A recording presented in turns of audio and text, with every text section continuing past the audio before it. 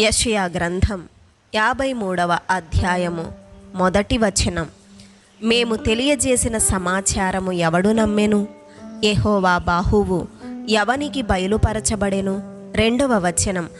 లేత మొక్కవలెను, ఎండిన భూమిలో మొలిచిన మొక్కవలెను అతడు ఆయన ఎదుట పెరిగెను.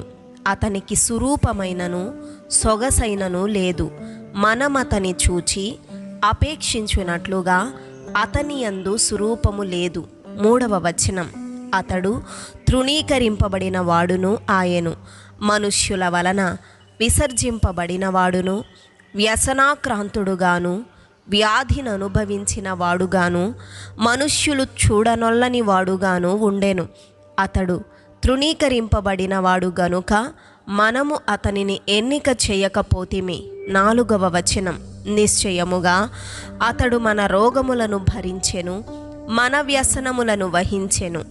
అయినను మొత్తబడిన వానిగాను, దేవుని వలన బాధింపబడిన వానిగాను, శ్రమనొందిన వానిగాను మనమతనిని ఎంచితిమి. ఐదవ వచనం.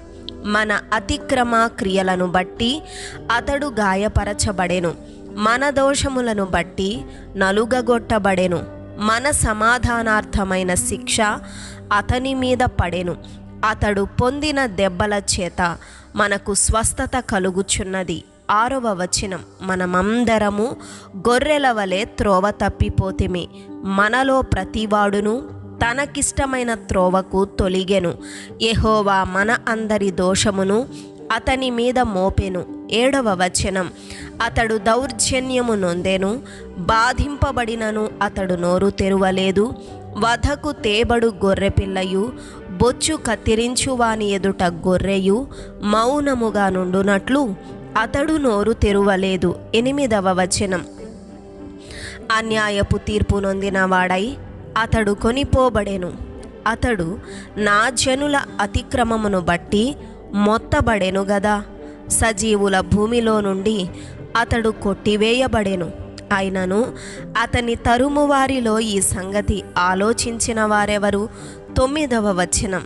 అతడు మరణమైనప్పుడు భక్తిహీనులతో అతనికి సమాధి నియమింపబడెను, ధనవంతుని యొద్ద అతడు ఉంచబడెను. నిశ్చయముగా అతడు అన్యాయమేమీయూ చేయలేదు, అతని నోట ఏ కపటమునూ లేదు. పదవ వచనం. అతన్ని నలుగగొట్టుటకు యెహోవాకు ఇష్టమాయెను, ఆయన అతనికి వ్యాధి కలుగజేసెను. అతడు తనను తానే అపరాధ పరిహారార్థ బలి చేయగా అతని సంతానము చూచును.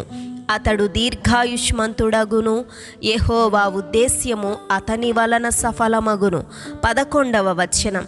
అతడు తనకు కలిగిన వేదనను చూచి తృప్తి నొందును. నీతిమంతుడైన నా సేవకుడు జనుల దోషములను భరించి తనకున్న అనుభవ జ్ఞానము చేత అనేకులను నిర్దోషులుగా చేయును. 12వ వచనం. కావున గొప్పవారితో నేను అతనికి పాలు పంచిపెట్టెదను, ఘనులతో కలిసి అతడు కొల్ల సొమ్ము విభాగించుకొనును. ఏలయనగా మరణము నొందునట్లు అతడు తన ప్రాణమును ధారపోసెను. అతిక్రమము చేయువారిలో ఎంచబడిన వాడాయెను. అనేకుల పాపమును భరించుచు తిరుగుబాటు చేసిన వారిని గూర్చి విజ్ఞాపనము చేసెను. ఆమెన్.